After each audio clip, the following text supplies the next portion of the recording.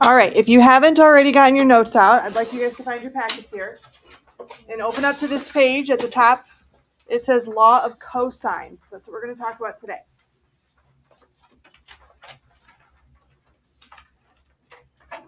So if you remember when we talked about law of sines, we said that it only worked for a couple of situations. It only worked for angle, angle, side, angle, and then angle, side, one side, two. We talked about how it doesn't work for side, side, side, and it doesn't work for side, angle, side, because if you had triangles that only had the sides on it or had two sides and one angle, it wouldn't be enough information for you to even set up law of sines. So that's why we were only able to do it on those cases where you had those other pieces given to you. So what do we do on those situations when we can't use law of sines? That's when law of cosines comes in. So like we did with law of sines, we're going to go over how did this formula get developed, like where did it come from, and then we'll get into how do we actually use it today. So on the top of your page here, we're starting with a triangle that looks just like the triangle that we saw when we were talking about law of sines. We were developing law of sines and we kind of worked around with setting up our sine functions and then moved some things around to get to law of sines. We had a triangle that looked just like this. It was triangle ABC, and we talked about how we noticed that little a is always across from big capital A, and B's do the same, and C's are the same as well. So we're starting out with that same triangle. They're also putting in that same height. We've got the same altitude here. The only difference is that on my first one, they've kind of shaded this in as yellow. We saw that on law of sines, but now they've also colored this one in as well. So we'll talk about why they're doing that. And we've also added some other letters to this. The last time we talked about this, we just focused on the fact that they added in the height. We didn't really talk about what was happening on the bottom of the sides, but they're going to want us to look at that now when we're trying to figure out law of cosines. So if you look at this middle triangle here, the bottom is still going to be entirely little b if I was just looking at the big triangle in the picture. But what they did when they drew this height in here is they put an X kind of on this portion that's just underneath the yellow triangle. And then over here, how they wrote that is they said if I knew what b was, this whole side, I could subtract X from it. And that would give me however much the other side of that triangle would be. So they're representing these new pieces with some other variables that we're going to be working with. The reason why we have those is because we're dealing with cosine today. When I was working with sine on like this yellow triangle, looking at A, I just needed the height and I needed C, which was already existing from that original triangle. If I'm going to do cosine though, I would be needing this bottom part because that's the adjacent side. And then I would still need the hypotenuse. So that's why we have to have these other things in there now, because we're going to be using cosine versus sine. Okay, so if we look at what they wrote underneath it here, I'm going to skip over to this piece just for a second because this is what I was just talking about. They're showing you how they would set up cosine of angle A. So angle A is right down here in this corner. Cosine is adjacent over hypotenuse, right? So from A, big A, my adjacent side would be X and my hypotenuse would be C. So they wrote that out here. Cosine of angle A is the same thing as side X over side C. Okay, I'm just kind of on this middle triangle here. Now, if you look at the left side, I kind of skipped over that. What does this resemble? Pythagorean's theorem, right? A squared plus B squared equals C squared.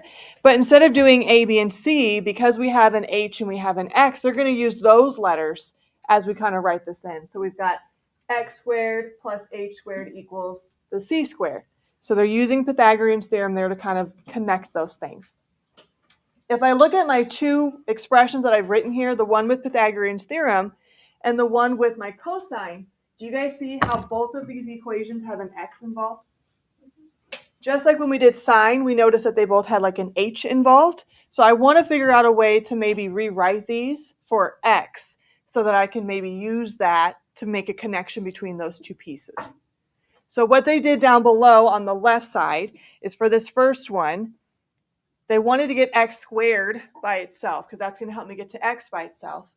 So they moved that H squared over. To do that, you have to just subtract it. So they rewrote that as X squared equals C squared minus H squared. Over on the cosine one, to get X by itself, they multiplied by C. And that's like what you would have done in the last unit. If you were trying to solve for a missing side and you had a number on the bottom, you would multiply by that number on both sides and you'd go to your calculator. Okay, so they're doing that too. And like I said, the main reason for that is because I wanted to get this x kind of isolated and I want this x isolated. So that takes care of like the left-hand side, the yellow triangle that we created. But now we need to go back and look at the other side. We did the same thing with law of sines too. We started on the left-hand side and we wrote out something with sine for angle A. Then we went over and we did sine of angle C. So I need to now come over here and look at my other half of my triangle. So this is why I said they kind of changed this one on us a little bit because they're coloring in this other triangle like purple or like purplish pink here. But we can still use some of the same properties. They're still using what appears to be like a Pythagorean theorem here, because they took a squared, which is your hypotenuse here, is equal to these two sides, b minus x squared, and your h squared. This is just Pythagorean theorem. It's written backwards, though, because this would be like your a squared plus b squared equals c squared. They just wrote it around, though, because they're just switching the order of those sides based on our triangle. But then again, because we have this quantity here all being squared, what that really does, if you haven't really learned about how to do this yet, you'll talk way more about how to multiply polynomials and all that stuff next year in Algebra 2. But this piece here becomes this down below. They're just expanding it for you. Because right now, I'm not really concerned on can you do that. That's not the whole purpose of me going over this right now. I'm just trying to show you how law of cosines got developed. But that b minus x, when you square something like that, it means you're taking b minus x times b minus x. And so you'd have to almost do like distributive property a couple of times in order to multiply it out, and then you combine like terms. When you do that, you're going to get that piece that I underlined in red there. And then that h squared is still attached to the end. Okay, so now we've kind of looked at those two separate triangles. Now they want us to take some of these things that we wrote out up above, and we want to start plugging it in. So they're using this big equation here, this a squared plus all of this stuff here, and they're going to have us start plugging things in for that. The first thing that they said is this x squared that's right here, we can replace that with something. From up above, where do we have x squared isolated so it's by itself?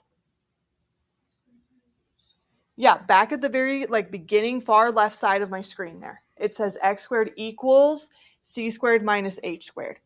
I can replace that using substitution by just popping it in. Instead of having an x squared here, I'm going to replace it with c squared minus h squared. So there should be like a little space for you guys down below. You can just fill that in. And now let's take a look at what's going to happen here. Do you see anything in this sentence that we could maybe simplify?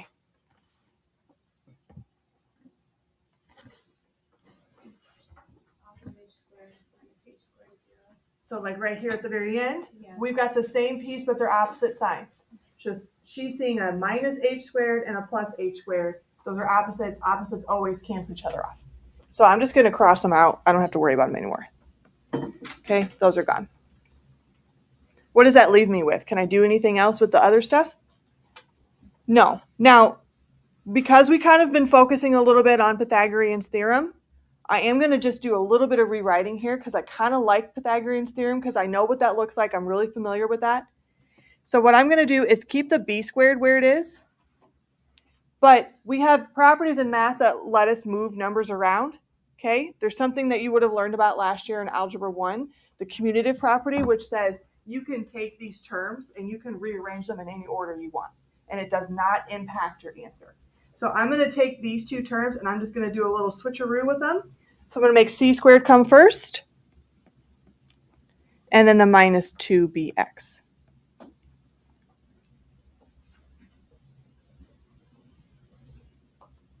All right, so we were looking at this big, long mess of an equation here. We replaced the x squared.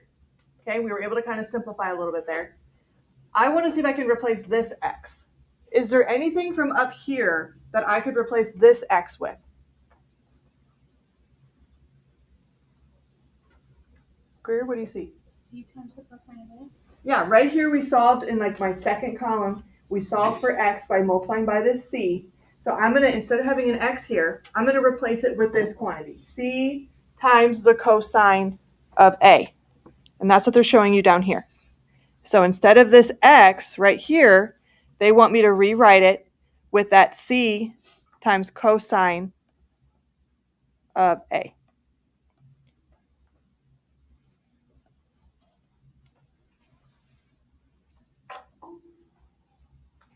So why did we have to do all of that? Why do we need to replace all those x's with these other quantities? What letters were on my original triangle, guys? The one before I split it. What letters do I have for my sides over there? A, B, and C. No x's. Does this final formula here have any x's in it? The only letters you see are what? A, B, and C. So this is law of cosines. So now instead of having to worry about all this complicated stuff with all these x's and all these little random fragments of pieces that we created when we drew in this height, we now have this law of cosines that has just A, B, and C like we saw with law of sines. So this is your formula for law of cosines right down here.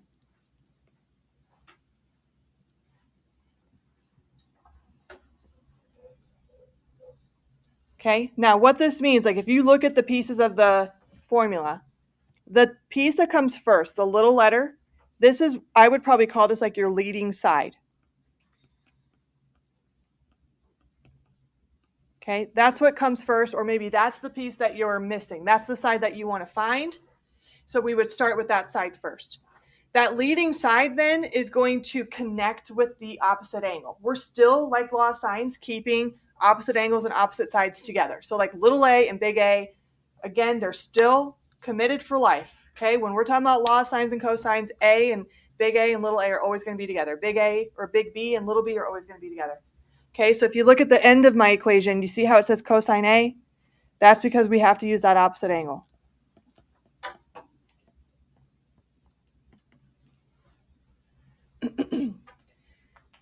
So as a follow-up question, do you think we could rewrite law of cosines to solve for little b or to possibly solve for little c? Yeah? You want to give me a shot at what you think it would look like if I rewrote it for little b? If I started out with b squared instead, what do you think that would maybe look like? Using this as like maybe a guide. Are you saying it?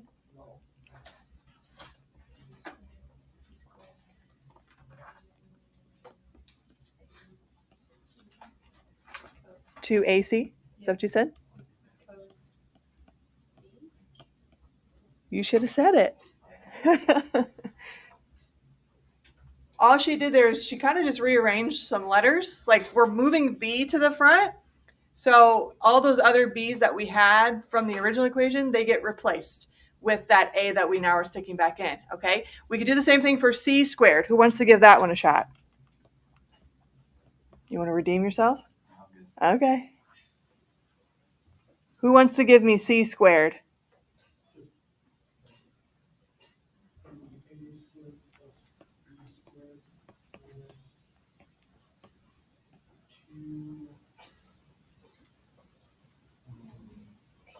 AB, yep. Good, times cosine of C. So like law of sines, we had one for the A's, the B's, and the C's, and you can kind of mix and match, like, do I want to use my A's and my B's, or do I want to use A and C together? We can mix around too with law of cosines. You can kind of customize it to the problem that maybe you're working with. If you see that you're missing angle B, or you're trying to find side B, you don't have to start with A all the time. You could start with B and just use one of these three formulas. Now they all look really similar to each other. And we've had kids earlier today ask me, okay, am I supposed to memorize these formulas? You will need to know them for your test, okay? So this would be something to just start looking at frequently. When I look at law of cosines, the beginning kind of resembles like Pythagorean's theorem. So even if you just memorize one, you can create the other ones pretty quickly because you're just moving letters around. But like this a squared equals b squared plus c squared, it's kind of like Pythagorean's theorem. It's not identical to it because of where the equal sign is, but maybe that would give you a jump start on what your formula looks like. And then it's always minus 2. There's always a minus 2 here. That's never going to change. And then these letters are all just dependent on what you're solving for.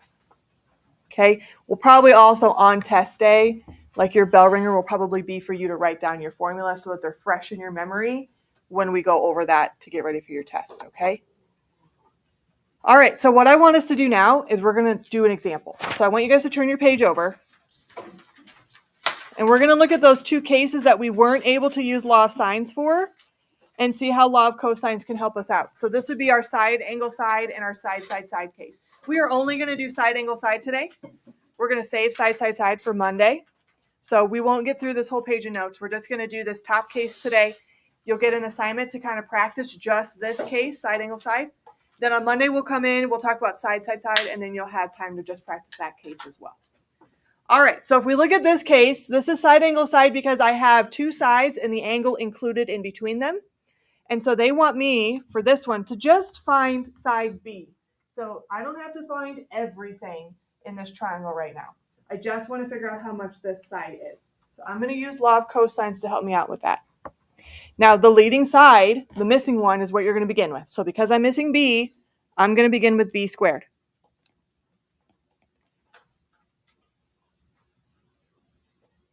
Okay, if we want to, we could write down that formula that you guys just gave me on the other page. You guys said that B squared was equal to A squared plus C squared minus 2AC times the cosine of B. That's one of those formulas that we just created on the bottom of the page before this one. Okay, so now let's just start plugging stuff in. We don't have anything to put in for B squared, but what can you guys put in for little a? 25. What can you put in for little c? 12. And then we're going to put in another 25 and another 12. Okay, can I put anything in for big B? 80. Okay, at this point, this is pretty calculator heavy stuff right now. We're going to be typing a lot of stuff in. Now, again, as you guys get more comfortable with this, some of you are going to get to a point where you can just type it all in and get an answer. If you're not there, that's fine. Okay, when you're learning something, you might want to break it off into like more chewable pieces. Okay, we don't want to take off too much that we can't control it. So let's kind of cut this down into pieces. What's 25 squared? 625. What's 12 squared? Okay. In front of the cosine, you have a -2, a 25, and a 12. Those are all being multiplied. What would that come out to be if you just take -2 times 25 times 12? It's going to be negative what? 600 times the cosine of 80.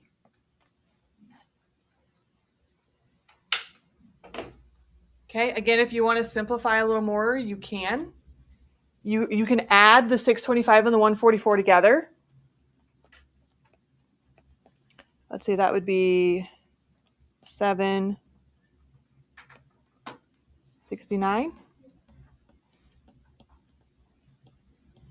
So we're getting simpler here. At this point, you could probably just type that sentence into your calculator.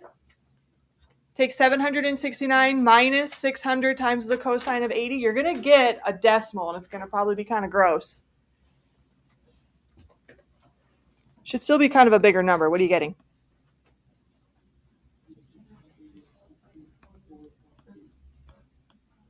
So let's round it maybe just to 0.8. Okay. Is that my, excuse me, is that my final answer? No.